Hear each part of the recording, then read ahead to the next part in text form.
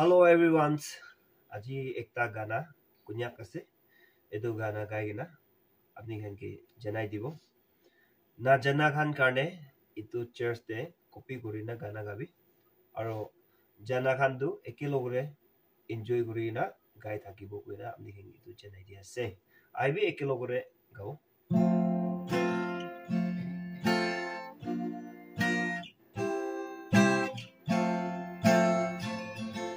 Kong sâu san bu tùy mơ mô mày yong mô na ha bôi ha đâu tăng bền mong kỳ Phật đà phá y sâu san đâu y tùy sao mà trên thế mong mày sai ya linh ga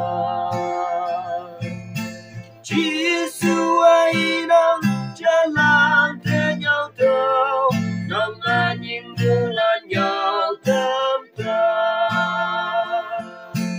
Có quăng tay ta Theo tao mà ngô đồng Nằm mà xuân lạc Theo xuân pha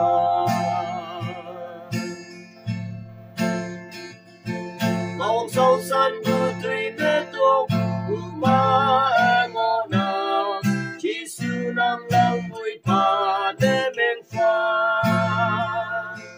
Karung yu kata ching lenang Ayok do dang ha dang Teman tang pe mam ki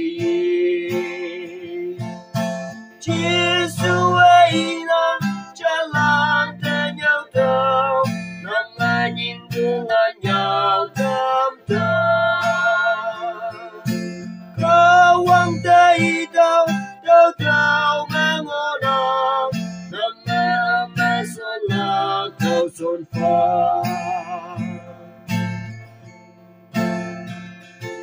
Màu vòng nghe nằm kê trâu ý nằm Nằm đi ngay yang kỳ Phong ly mu phai sao san ta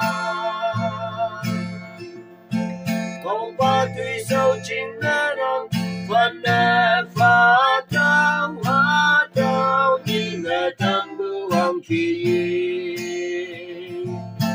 Giêsu ai đang jalan te nhau đâu Nang ai nhìn dengan nhau tâm tâm